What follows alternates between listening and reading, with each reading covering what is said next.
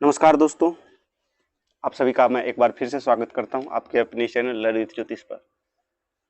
दोस्तों, आप लोगों से मुलाकात बहुत दिन बाद, यूँ तो सामने सामने नहीं हो सका, लेकिन अब हमारी मुलाकात चाहे किसी भी जानकारी को लेकर के हो, चाहे पढ़ाई को लेकर के हो, इसी तरह से होगी। क्योंकि आपको पता है, जैसा कि हमारा भी सिलेक्शन टीआरई 3 के तहत गोपालगंज के हथुआ ब्लॉक में हुआ है, तो अब यहाँ पर सारा सेटअप तो है नहीं मेरे पास जो हम आपको सामने से बता सकेंगे, समझा सकेंगे। लेकिन बट जो भी जैसा भी है, हम आपको हर एक चीज़ पॉइंट टू पॉइंट समझाने का प्रयास इसी माध्यम से करेंगे। अभी हम लोग चर्चा कर रहे हैं कि जो हम लोगों का यानी कि पदस्थापना पत्र, योगदान पत्र दोनों चीज़ मिल चुका है। तो अब जो योगदान हम लोगों को 15 तारीख से करना है ना, 15 से लेकर के 31 तक में, 15 से लेकर के 31 तक में हम लोगों को योगदान करना है। अब इस योगदान के दौरान किन किन डॉक्यूमेंट्स की आवश्यकता पड़ेगी, है ना, किन किन चीज़ों की आवश्यकता पड़ेगी, इस सभी पर बात करेंगे।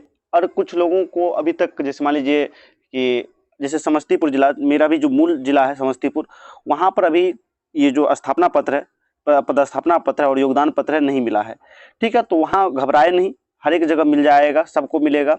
आपको पता है ना कि यानी कि आज 14 से लेकर के, ठीक है, यानी कि 13 से लेकर के 31 मई तक आप कभी भी आप पदस्थापना पत्र ले सकते हैं। ठीक है, और जाकर के अपना योगदान पत्र ले सकते हैं और योगदान कर सकते हैं। यानी कि 15 से लेकर के 31 तक आप कभी भी योगदान कर सकते हैं। ऐसा कोई बाध्यता नहीं है कि आप 15 नहीं, 16 को नहीं कर सकते हैं, 15 को ही करना है। जिस दिन से आप अपना योगदान करेंगे, ठीक है ना, उसी दिन से आपका सैलरी प्रारंभ हो जाएगा। इसलिए अधिक से अधिक लोग, हम भी 15 तारीख को ही ज्वाइन कर रहे हैं, ठीक है ना, आप लोग भी 15 तारीख को ज्वाइन कीजिए।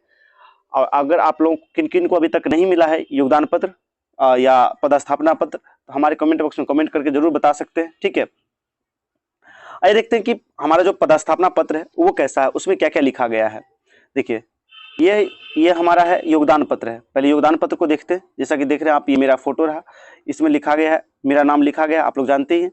ठीक है, बसंत मंडल मेरे पापा का नाम, ये मेरा मूल एड्रेस हो गया। ठीक है, अब यहाँ पर देखिए, मुझे बतौर अध्यापक, विद्यालय अध्यापक, मेरा आईडी नंबर ये रहा। यानी कि मुझे जो है ये मूल अध्यापक यानी कि विद्यालय अध्यापक के तौर पर, ठीक है ना, यानी कि विद्यालय अध्यापक के तौर पर हथुआ में एनपीएस फतेहपुर यानी कि नवसृजित प्राथमिक विद्यालय है, ठीक है ना, फतेहपुर कुवही में दिनांक को, यानी कि जब हम ज्वाइनिंग करेंगे, दिनांक को इतना समय सहित, ठीक है ना, दिनांक को समय सहित यानी कि मैं समर्पित करता हूँ, यानी कि इस पर ये देगा। उसके बाद यहाँ पर सिग्नेचर रहेगा हमारा, ठीक है ना, यहाँ पर हमारा सिग्नेचर रहेगा। उसके बाद यहाँ पर विद्यालय का सिग्नेचर और मुहर रहेगा, ठीक है ना, यानी कि जो भी हमारे हेड सर या हेड जो प्रभारी टीचर होंगे उनके द्वारा यहाँ पर सिग्नेचर होगा। उसके बाद विद्यालय का मुहर होगा। और यहाँ पर देखिए, नीचे दिया गया निर्देश नोट में दिया गया है कि प्रभारी प्रधानाध्यापक का कर्तव्य यह है कि इस योगदान पत्र की मूल प्रति जिला पदाधिकारी को सौंपे, उसकी एक छाया प्रति अपने कार्यालय में रखे। यानी कि इसका फोटोकॉपी एक अपने कार्यालय में रखेंगे और इसका जो मूल है ये कहाँ तक पहुँचाना है, तो डीओ ऑफिस तक पहुँचाना है। ठीक है, उसका देखिए, अब देखिए पदस्थापना पत्र में क्या क्या लिखा गया है। ये आपका पत्रांक हो गया, ये आपका पत्रांक हो गया, ठीक है। उसका ये देखिए, दिनांक जो 10 तारीख को छपा था हमारा, ये विद्यालय हो गया। देखिए, इसमें जो पत्रांक है, यानी कि इसमें जो है, इसमें सारा चीज़ आपका दर्शाया गया है। देखिए, यहाँ पर हमारा नाम हो गया, पिताजी का नाम हो गया, जो कैटेगरी है मेरा बेस कैटेगरी है, जो एलोटेड कैटेगरी है, ठीक है ना, मेरा रोल नंबर हो गया, ये आईडी नंबर हो गया, ठीक है। अब ये मेरा एड्रेस हो गया, यहाँ पर ये सारा चीज़ दिया गया। इसमें भी यही लिखा गया, आपको बतौर विद्यालय अध्यापक जिला के प्रखंड के, जिला यानी गोपालगंज के प्रखंड के हथुआ के एनपीएस फतेहपुर कुवही में पदस्थापित किया जाता है।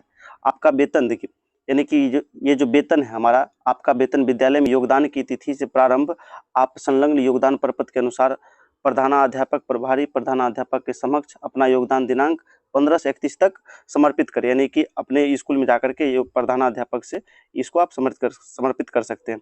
यहाँ भी वही चीज़ लिखा गया जो आपको पिछले यानी कि उसमें योगदान प्रपत्र में बताए थे कि प्रधानाध्यापक या संलग्न प्रपत्र पर प्रति हस्ताक्षरित कर मूल प्रति जिला जो शिक्षा पदाधिकारी के कार्यालय में समर्पित करेंगे, जहां योगदान संबंधित प्रविष्ट सॉफ्टवेयर के माध्यम से सत्यापित की जाएगी। यानी कि फिर से आपका सारा चीज़ सत्यापन होगा, तब जाकर के आपको ये क्या कहते हैं, फिर ये सारा चीज़ होने के बाद आपका प्राण जनरेट होगा। उसके बाद ये HRMS होगा, फिर आपका ये सैलरी आना प्रारंभ हो जाएगा। ठीक है, अभी भी जो बहुत सारे लोग समस्या है कि इसमें अब हम लोग ले करके क्या क्या जाएंगे। जैसे मान लीजिए कि हम जो ज्वाइनिंग करने के लिए जाएंगे स्कूल पे, तो ले करके क्या जाएंगे। तो आप जितना चीज़ बीपीएससी के ऑनलाइन वक्त में है ना, बीपीएससी ऑनलाइन वक्त में, ठीक है ना, बीपीएससी के द्वारा जब आप ऑनलाइन किए थे, ठीक है ना, ऑनलाइन टाइम में जितना डॉक्यूमेंट्स दिए थे सारा का सारा ले लीजिएगा।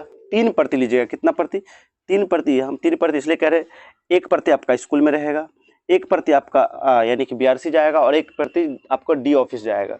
तो 3 फाइल बना लीजिएगा और 3 फाइल स्कूल लेकर के जाइएगा। और उसमें एक एप्लीकेशन भी आपको लिखना पड़ेगा।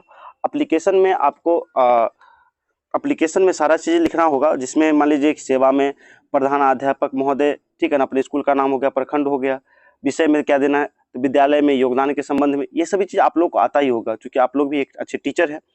तो ये सभी चीज़ें हैं, ठीक है ना। तो ये सारा चीज़ दर्शाइएगा, उसमें नाम भी दर्शाइएगा, पत्रांक नंबर भी दर्शाइएगा, ठीक है। सारा चीज़ दर्शाने के बाद आप आवेदन लिखने के बाद वहाँ जाकर के जमा कर दीजिएगा। और आपको जो ये योगदान पत्र मिला है, ठीक है ना, योगदान पत्र और जो पदस्थापना पत्र है, पदस्थापना पत्र आप फोटो कॉपी करा करके दीजिएगा, ठीक है ना। और योगदान पत्र ओरिजिनल दिया जाएगा और ओरिजिनल लिया जाएगा वहाँ पर पद, यानी कि योगदान पत्र को आप फोटो कॉपी करा करके आप रख लीजिएगा, ठीक है ना, इसके लिए ताकि भविष्य में आपको आने वाले भविष्य में काम दे सके, ठीक है, अच्छा रहेगा। चलिए, इतना सभी ये सभी जानकारी आप लोगों को इस टीआरई 3 से संबंधित है, ठीक है। हम उम्मीद करते हैं कि जैसा प्यार दुलार आप इससे पहले दे रहे थे, ऐसा ही प्यार दुलार आप लोग आगे भी देते रहिएगा, ठीक है। हम लोग इसी तरह से अब मिलते रहेंगे, बराबर मिलते रहेंगे, क्योंकि इस समय अभी थोड़ा सा हम भी व्यस्त थे, जिस कारण से हम आप लोग के प्रति, आप लोग को इससे पहले भी जानकारी कुछ नहीं दे पाए थे, इसके लिए मैं क्षमा प्रार्थी हूँ। लेकिन मैं अब आप लोग को बराबर मिलता रहूँगा, क्योंकि अभी 2-4 दिन और मुझे दिखते रहेंगे जब तक मेरा सारा रूम सेटल नहीं हो जाता, ट्रेनिंग नहीं हो जाती तब तक, ठीक है ना। तो हम लोग फिर से मिलेंगे नेक्स्ट वीडियो में, तब तक के लिए धन्यवाद।